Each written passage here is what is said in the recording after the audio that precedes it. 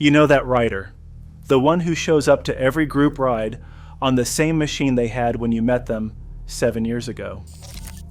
The tank has a small scratch from a parking lot fall in 2019. The grips are worn on the left side where the throttle hand sits. The exhaust has the specific color of 10,000 highway miles. They know exactly how far they can lean before the peg touches.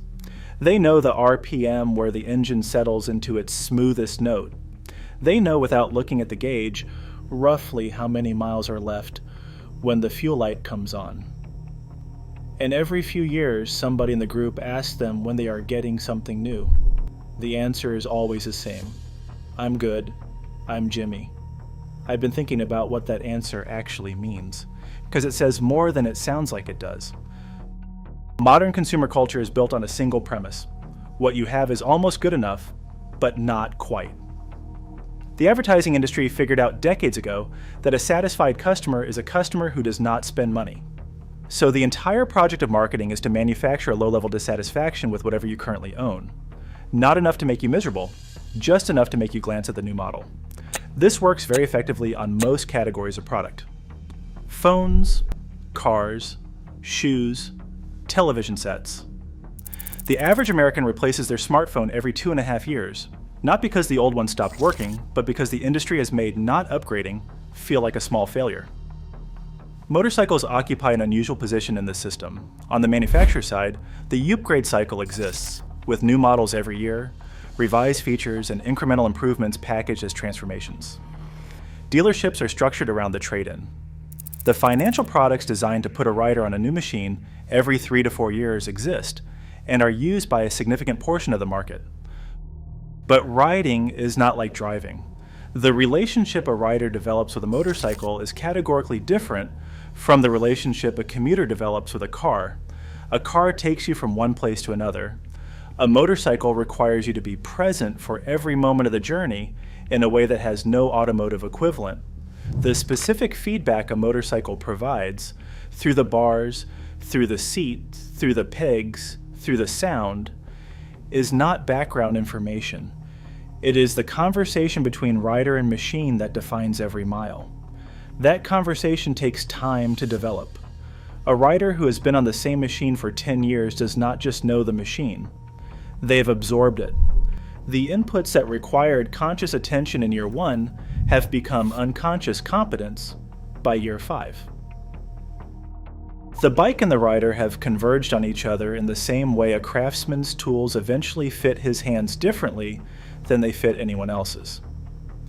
I personally think that convergence is worth more than the specification improvements in any model year update, because you cannot buy it, you can only earn it. There is a concept in psychology called the mere exposure effect. The more familiar something becomes, the more emotionally attached humans naturally grow toward it. Not because the thing gets better, because familiarity itself creates a form of safety that novelty cannot provide. For most consumer products, this attachment is incidental. People become attached to a coffee mug because they use it every morning. The attachment is real but shallow. The attachment a rider develops to a machine they have covered serious miles on is different in kind, not just degree. Because the motorcycle has not just been present for the rider's life, it has been the vehicle of the most alive the rider has felt during those years. The morning when the roads were empty, and the light was right, and everything just flowed. The long weekend where the route turned out to be exactly what was needed without knowing in advance what was needed. The afternoon of riding nowhere in particular, because nowhere in particular was the correct destination. These experiences have a physical address.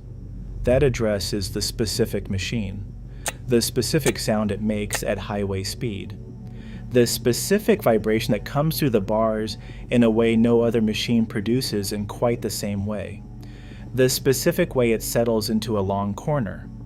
When a rider says they're good with the machine they have, they are sometimes also saying that they are not interested in rebuilding that relationship from scratch. Not because they couldn't, because what they already have took time they are not eager to spend again. The rider who has been on the same machine for 10 years often knows things about it that they could not explain to another rider. Where it prefers to be in the rev range, what the brakes feel like when they are working perfectly versus when they need attention, not by looking at the pads, but by the feel. What the sound changes mean. This knowledge is not in any service manual. It lives in the hands and the ears of a rider who has been paying attention. There is a specific kind of person who shows up to a rally on a 10-year-old machine that is clean and well-maintained and clearly ridden rather than displayed, and who is completely untroubled by the newer machines around them. This person is almost never the newest rider in the group. They are almost never the most recent convert to the culture.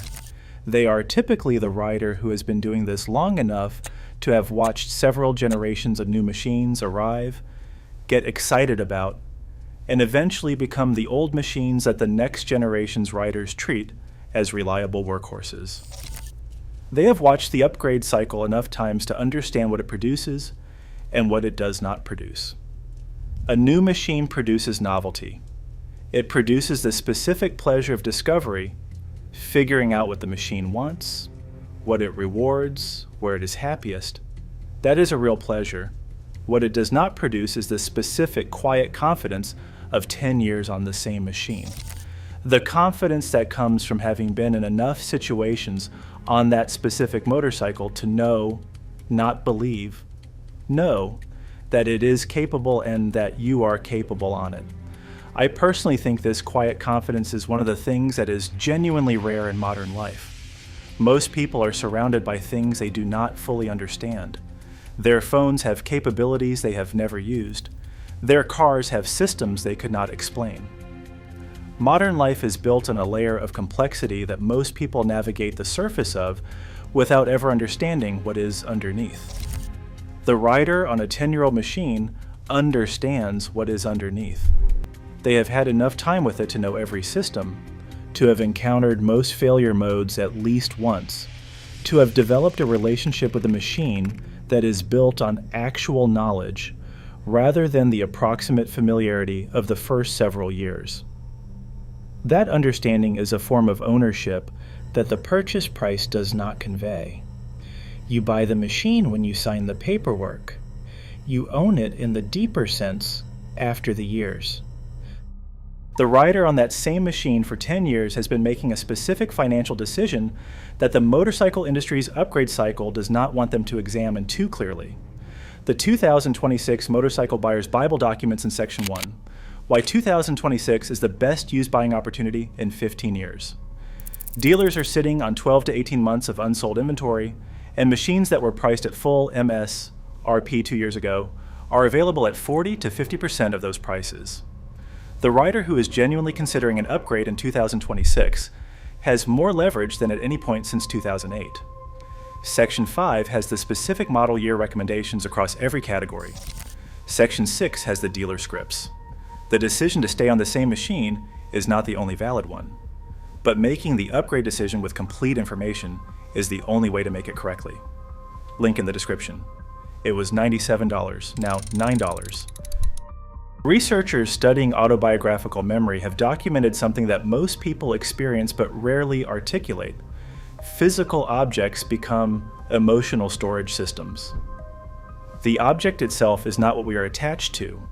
We are attached to the version of ourselves that the object witnessed. The motorcycle a rider has covered serious miles on for 10 years has witnessed things that exist nowhere else. It was there for the first long-distance solo trip. It was there for the morning ride after the hardest year.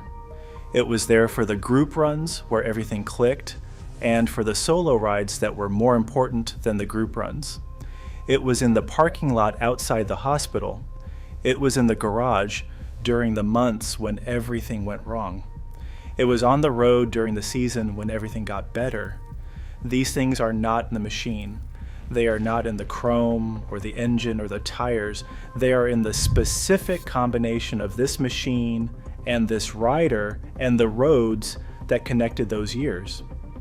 When a rider eventually sells a machine they have owned for 10 years, the thing that is hardest to explain to anyone who has not experienced it is that the machine being sold is the last physical object that carried all of that. The new owner will put their own miles on it. It will become their machine in the way that matters. But the version that held the first decade of a rider's serious riding life leaves when the machine does. Most people who have not been through it do not understand why this is emotional. They see old metal. The rider sees a specific morning in 2017 when the roads were empty and they were not sure yet whether everything was going to be okay, and they rode until they were sure. Everything above is psychological, but there is a practical argument for keeping the same machine for 10 years that the financial press never covers, because it does not generate the content the financial products industry wants circulated. A motorcycle that is paid off costs nothing in monthly payments. A motorcycle that is maintained correctly by a rider who understands it completely costs less in maintenance than a machine being maintained by a dealer who sees the owner twice a year. A machine whose failure modes are fully known can be caught before they become expensive. A machine whose service requirements are understood means that every service appointment is entered with specific knowledge of what is actually needed, rather than deference to what the service advisor recommends. I drive a 2000 Ford Ranger with 340,000 miles on it, paid cash. I know every system on it. When something changes, a sound, a feel, a small variance in the way it responds, I notice it before it becomes a problem. That knowledge was not available to me in the first year I owned it. It accumulated over time in exactly the way the knowledge of a long-term motorcycle accumulates. The 10-year machine is not a financial sacrifice.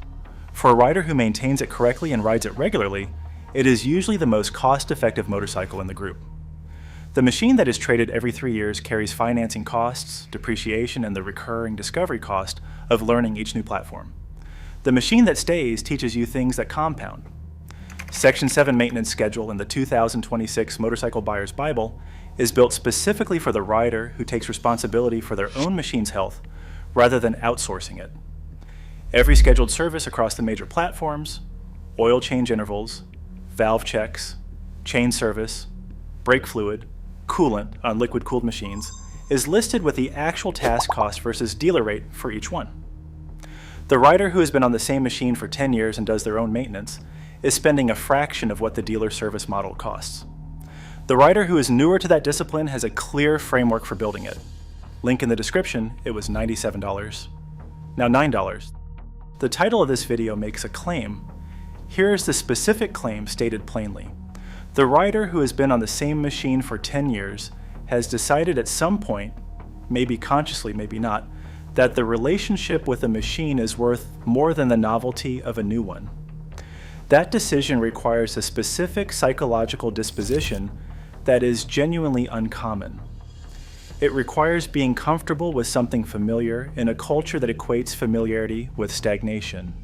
It requires being indifferent to the low-level social pressure that asks why you have not upgraded in a while.